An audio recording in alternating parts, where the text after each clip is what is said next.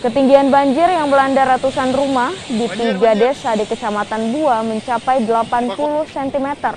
Debit air yang terus meningkat membuat warga panik dan berusaha menyelamatkan barang berharga mereka. Warga yang berada di dataran paling rendah memilih untuk mengungsi lantaran takut ketinggian banjir terus naik. Sementara Badan Penanggulangan Bencana Kabupaten Luwu telah melakukan pendataan. Yang terjadi Pak, ini benar tidak ada tanggul yang sempat jebol atau seperti apa Pak? Ada tanggul yang jebol. Kalau ini luapan sungai apa Pak? Luapan sungai Laboke.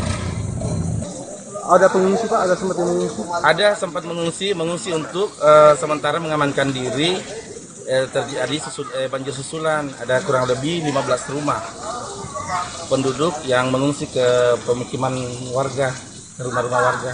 Yang kita data ada 3 desa, Desa Putih, Desa Raja, dengan Desa Pamesakan. Yang terdampak itu adalah 365 KK yang terdampak banjir. Kalau kerusakan yang ditimbulkan Pak? Kita akan timbulkan ada pembagian air di Desa Laboke yang jebol, kemudian ada pasar, kemudian pokok rugi perjalanan.